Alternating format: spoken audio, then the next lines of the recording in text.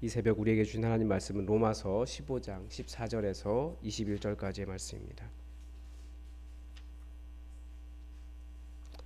로마서 15장 14절에서 21절까지의 말씀입니다.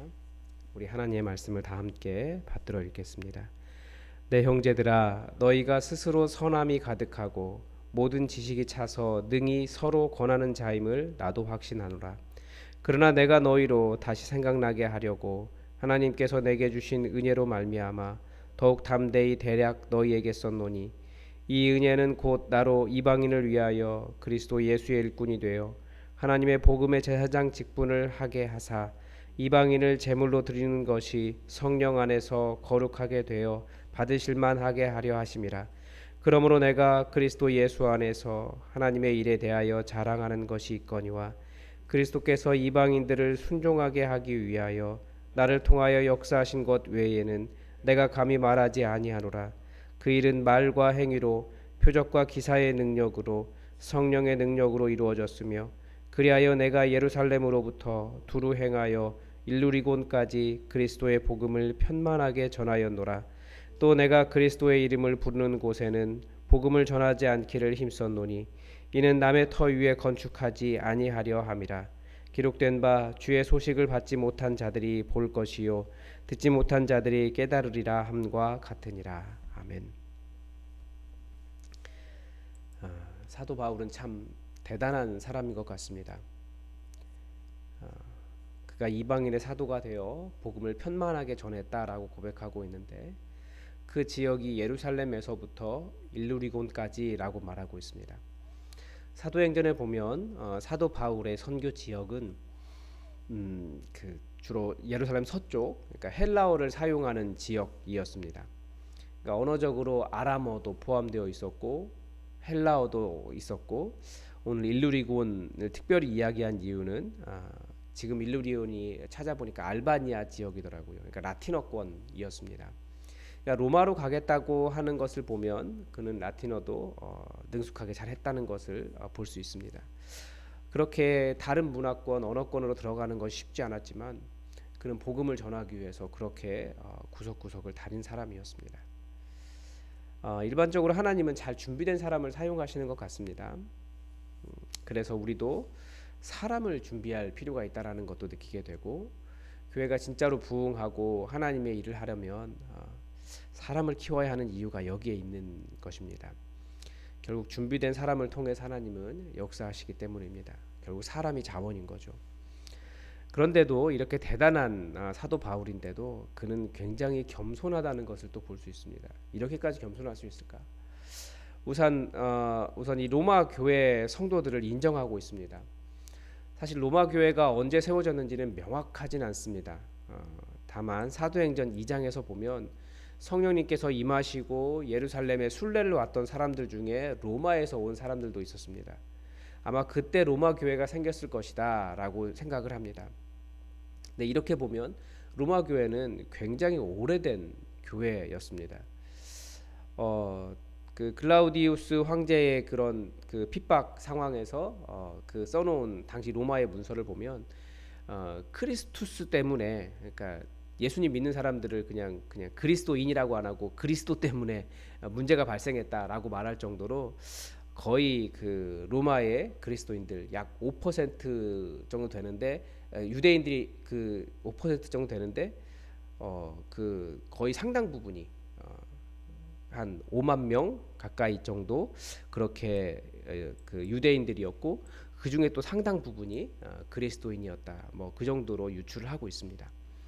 꽤 오래된 교회였고, 로마 교회는 또 사도 바울이 설립한 교회도 아니었습니다. 그래서 오늘 본문에 나오는 것처럼 사도 바울이 남의 터 위에 건축하지 않으려고 그러니까 이미 그리스도 이름을 부르는 곳에는 복음을 전하지 않았다라고 이야기합니다. 그렇지만 그들이 인정하고 있는 거죠. 오늘 본문의 첫 마디에서 로마 교회도 스스로 선함이 가득하고 모든 지식이 가득 차서 능히 서로 권하는 자들이다라는 것을 인정을 합니다. 그러니까 그만큼 역사도 오래되었고 어떻게 보면 사도 바울보다 더 열심히 신앙생활하고 그런 모습이 있을 거다라고 하는 것을 인정을 하는 거죠. 그렇게 위대한 사도이지만 그러함에도 사도 바울이 이렇게 복음을 길게 설명한 이유가 16절에 나옵니다. 이 은혜는 곧 나로 이방인을 위하여 예수 그리스도의 일꾼이 되어 하나님의 복음의 제사장 직분이 되게 하사 이방인을 제물로 드리는 것이 성령 안에서 거룩하게 되어 받으실 만하게 하려 하심이라. 이 은혜라고 되어 있는데 정확하게 말하면 그 직분입니다. 그 일.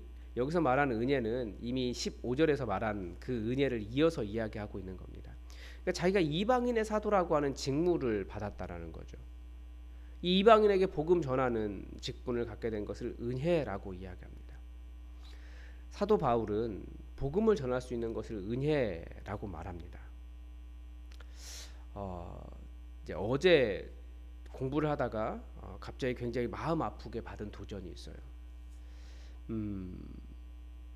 복음을 전하는 일을 우리가 은혜로 알고 있는가? 정말 은혜로 알고 있다면 뭐 하고 있을까요? 복음을 전하고 있겠죠. 그런데 최근에 제 삶을 돌아볼 때 지난 주간 복음을 전하기 위해서 당장 직접적으로 복음을 말한 것은 아니지만 복음을 전하기 위해서 이 사람과 관계를 맺고 있는 불신자가 있었는가? 그전에는 일부러라도 이렇게 복음을 전하기 위해서 믿지 않는 자들을 만나러 다니고 복음을 바로 이야기한 건 아니지만 믿지 않는 자들과 대화를 했습니다. 카센터에도 가고 뭐 미장원도 가고 뭐 그러면서 이분 예수 믿을 거 나중에 복음 전해야지라고 하면서 관계를 맺으려고 그런 관계들이 있었는데 그 관계가 전혀 없는 거예요. 어떻게 보면 교인들 돌보는 일도 굉장히 소중한 일이지만 우리가 해야 되는 일이 복음을 전하는 일인데 복음을 전하기 위해 불신자를 만나는 삶이 없다라는 거죠. 복음을 전하는 일이 은혜인가? 우리는 복음을 전하는 일을 굉장히 부담스러워하면서 다른 거 다 열심히 해도 그것만은 잘하지 못하고 때로는 은사가 있는 사람들이 하는 것이라고 밀어놓고 있지만 복음의 열매는 하나님께서 맺히게 하는 것인데 우리가 하는 일은 선포하는 거거든요. 전하는 거고. 근데 복음을 전하기 위해서 만나고 있는 불신자가 없다라고 하는 사실을 깨닫고 굉장히 큰 충격을 이렇게 받았습니다. 사도 바울은 자신이 복음을 전할 그 이방인의 사도가 되어서 복음을 전하는 것을 은혜라고 말하고 있고 그것을 하나님께 제물로 드리는 제사장의 역할이다라고 이야기합니다. 우리가 다 왕 같은 제사장이라고 말하는데 아마 하나님께서 우리에게 요구하신 제사장 직분이 있다면 우리 주변에 예수 믿지 않는 사람들 그들을 하나님께서 받으실 만한 제물로 하나님께 드리는 그 일이 그러니까 복음을 전하는 그 일이 우리가 제사장 직분이다라고 하는 것을 오늘 본문에서 볼 수 있습니다. 그런데 사도 바울이 또 그러면서도 굉장히 겸손합니다. 자기의 자랑이 이 그리스도 예수 안에서 하나님을 섬긴 일 이건데 하나님을 섬긴 일이 유대인들 그러니까 계속해서 이야기하고 있는 유대인들의 문제를 이야기하고 있는데 그 유대인들과는 달랐다라는 거예요. 유대인들은 어떤 종교적인 자랑이 가득했습니다. 그러나 사도 바울은 이 복음을 전하는 일을 예수님 안에서 하나님을 섬긴 일이다라고 이야기하고 있습니다. 그래서 이게 정말 자랑스러운 일이구나. 우리가 정말 자랑이 무엇인지 깨달을 수 있습니다. 복음을 전하는 일이 자랑스러운 일이에요. 19절에서는 더 겸손한 것은 사도 바울이 열심히 복음 전했고 정말 유럽을 다 돌아다녔는데 이런 사도 바울의 모든 이방인 사역이 다 자신의 능력이 아니라 성령님의 능력이었다는 거예요. 열매를 많이 맺었을 겁니다. 분명히 교회들이 세워졌으니까. 그런데 그것이 자기가 한 일이 아니고 성령님께서 하신 일이라고. 복음을 전할 때 알 수 있는 게 그거잖아요. 내가 한 일은 사실 별로 없고 성령님께서 행하신 일이다라는 것을 깨닫게 되는데 이건 전하는 사람만 알 수 있는 성령님의 역사입니다. 그것을 다시 고백하고 있어요.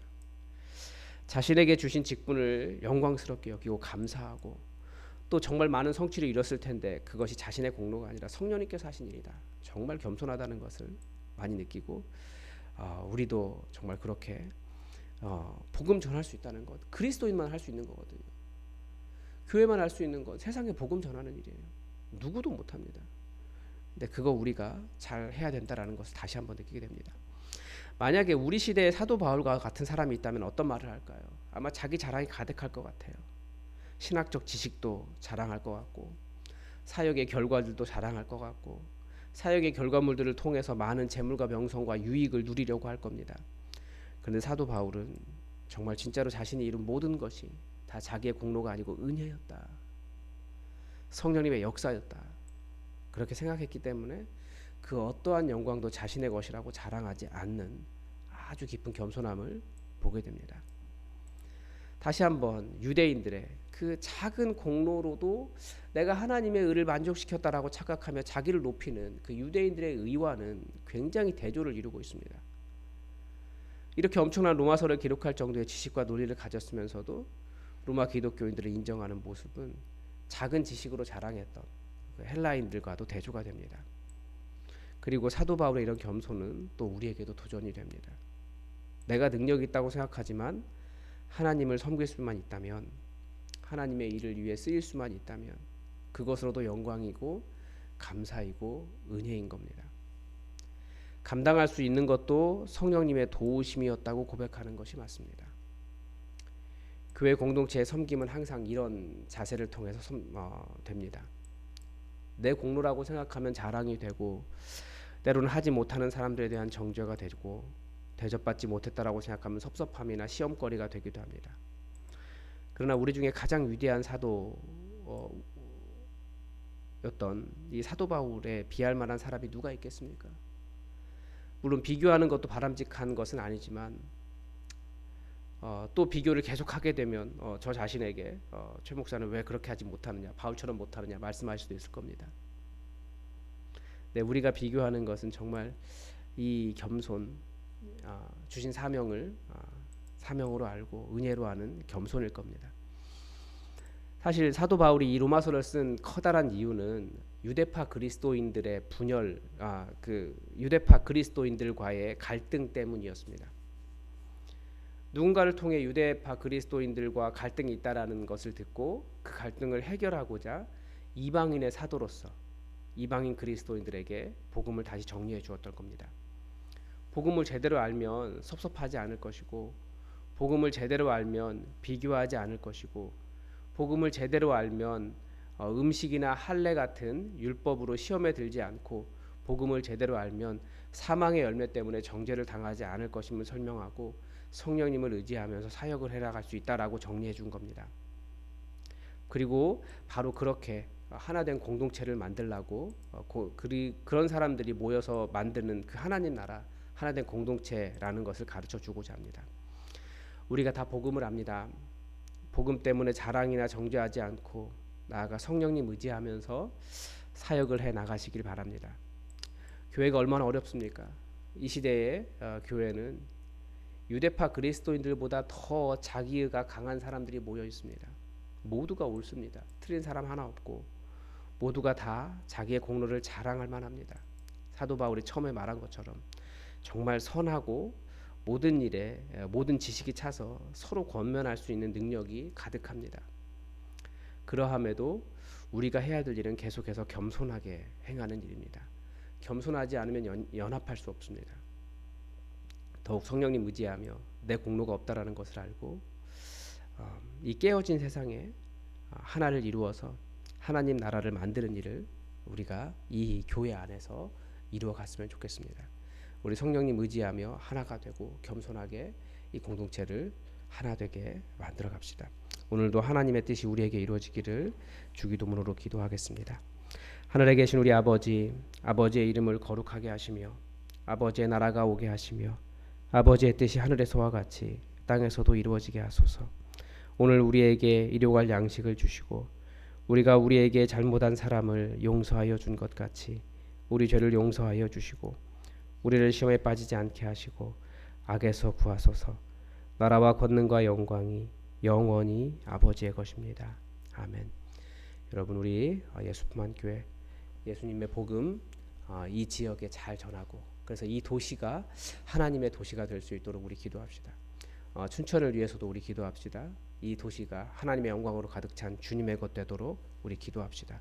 다시 한번 한국 교회들이 복음을 전하는 열정으로 가득 찰 수 있도록 우리 기도합시다. 그리고 무엇보다도 복음을 전하는 일만큼이나 중요한 것은 교회, 교회가 하나된 천국과 같은 공동체 되는 것입니다. 우리 예수 품원 교회 그런 하나된 공동체 될 수 있도록 우리 함께 기도하겠습니다. 다 함께 기도하겠습니다.